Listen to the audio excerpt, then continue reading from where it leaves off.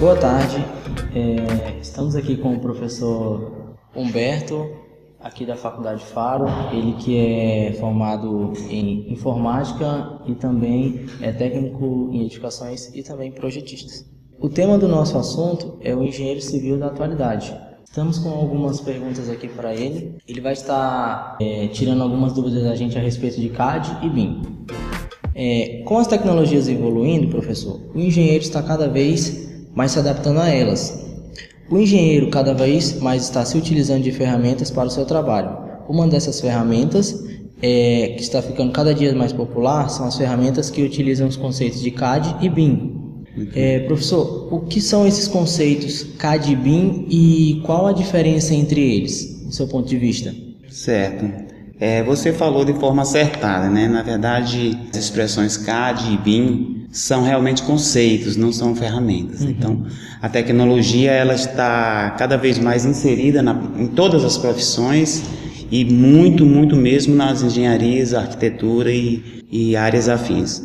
Mas é bom esclarecer que as plataformas de CAD e BIM são conceitos, não são ferramentas. Então eu não posso chegar numa loja e comprar. Eu vim comprar um BIM e ele me dá um BIM. Não é assim que funciona.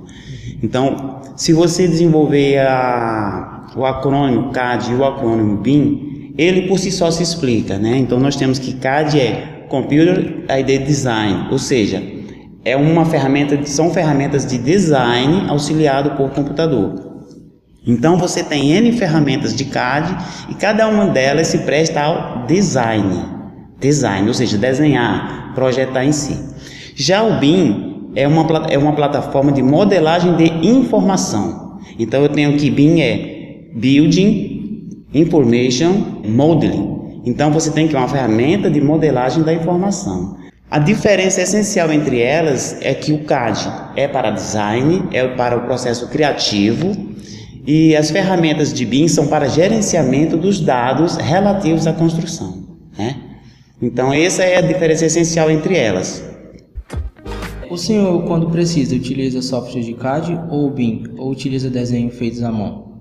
Olha só, como eu falei anteriormente, se as ferramentas de CAD são ferramentas de design, eu posso utilizar uma outra ferramenta que não seja tecnológica, que não seja informatizada para o design. É o que acontece muito nos casos dos arquitetos. Alguns arquitetos, no seu momento criativo, preferem utilizar lápis, papel, prancheta.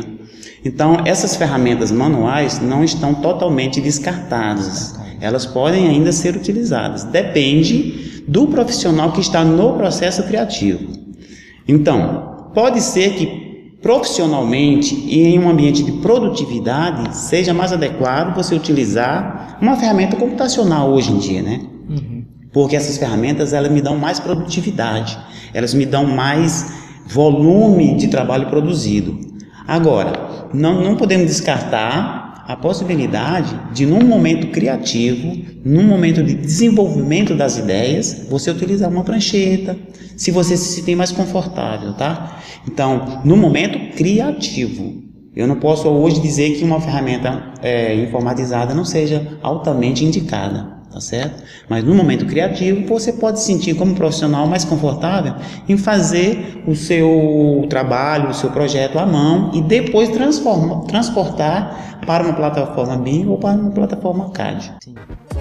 Nós sabemos que em toda obra existem certas complicações, né, como vigas, tubulação, acabamento, entre outras. Por meio dessas ferramentas do CAD e do BIM, como é possível solucionar esses problemas, utilizando os dois conceitos?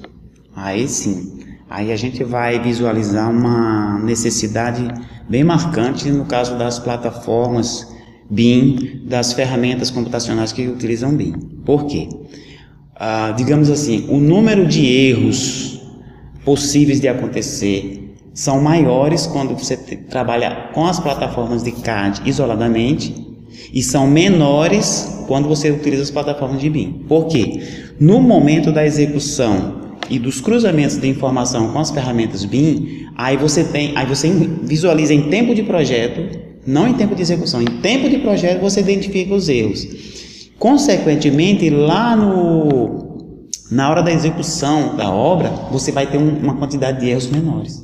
Então essas ferramentas, pelo cruzamento das informações, e é necessário que se diga que é necessário você fazer o cruzamento das informações, porque certamente para você cruzar essas informações, você não vai utilizar uma só ferramenta computacional, um só software. Você vai usar 2, 3, N softwares. Por exemplo, você pode utilizar um para a estrutura, um para a questão do design de formas, você vai usar uma outra ferramenta para a questão orçamentária e de custos, você vai usar uma outra ferramenta BIM, que se acopla, por exemplo, para verificar a questão de produtividade, de andamento dos tempos de obra. Então, se você tem todo esse aparato de ferramentas, aí você consegue fazer um trabalho, digamos assim, com menos possibilidade de erro na execução. Na sua opinião, esses conceitos, eles são ferramentas do futuro ou eles já são realidade assim nos dias de hoje? Você acha que eles são algo bem inovadores, assim, que ainda falta muito para a gente se adaptar? Ou eles já são algo que a gente já pode utilizar com facilidade? Não, com uma certa facilidade você já consegue utilizar. Mas o que você vai encontrar ainda, principalmente nas menores empresas, nos menores empreendimentos em construção, em engenharia, são experimentos, né? São experimentos. Digamos assim, não se popularizou ainda. Talvez por causa dos custos das ferramentas, talvez por causa que você não consegue efetivar o BIM com uma só ferramenta, tá? Então imagine uma ferramenta que está a todo vapor no mercado. Se você comprar só ela, dificilmente você vai conseguir 100% de implantação de BIM na sua empresa. Então possivelmente você vai ter que ter um poder de investimento nessas ferramentas maior. Então eu diria que hoje não se popularizou ainda nos escritórios de engenharia, mas já é uma realidade. Eu tenho aqui uma pesquisa que eu estava lendo agora, que trata justamente de algumas experiências de algumas empresas nacionais relacionadas ao BIM. Então no caso dessa empresa aqui, ela apenas está usando 2 ferramentas de BIM para início da mudança nos escritórios, né? Que é o Revit e o TQS.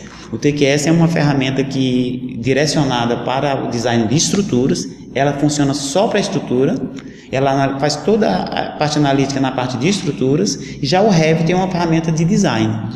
Agora, o que o Revit faz, deixa tudo prontinho para as outras ferramentas lerem os dados e a partir daí fazer a estrutura da forma correta. Então eu diria que hoje está de certa forma ainda incipiente, não é muito popularizada ainda essa ferramenta. Para nós, acadêmicos da engenharia, qual é a melhor maneira da gente se destacar no mercado de trabalho? Eu acho que vocês estão começando da maneira correta, que é se interessando por essas novas tecnologias, tá? E possivelmente vocês vão trabalhar em escritórios onde tem essas ferramentas implantadas ou em fase de implantação. Agora, uma coisa é necessário que se diga, quando vocês se depararem com o mercado, precisarão fazer treinamento. Né? Então, de repente você vê uma videoaula, você ser uma pessoa autodidata e ler os textos sozinhos ajuda, mas não é suficiente. Eu já passei por essa fase e vi que quando você faz o treinamento, você vê aquilo que está por trás. Conhecer aquilo que está por trás, as possibilidades de parametrização dessas ferramentas computacionais é muito importante. Porque você tem, como profissional, você tem que saber ler esses parâmetros, entender esses parâmetros, inserir esses parâmetros, tá certo? E muito embora essas ferramentas dão uma grande produtividade na área de engenharia civil, principalmente, que é o nosso foco, mas ela não faz tudo sozinho, você vai ter que parametrizar. E esses parâmetros você conhece a forma de inserir eles de forma mais correta, fazendo o treinamento. Então eu vejo que uma preparação definitiva para vocês vai ser, primeiro, estudar superficialmente isso aqui, ler alguma coisa sobre o assunto, mas depois fazer treinamento e se especializar. Aí vão encarar um mercado super atual, mas de forma firme, de forma forte. E essa foi a nossa entrevista. Professor, nós agradecemos a sua colaboração e muito obrigado, desde já agradecemos. Agradeço a vocês.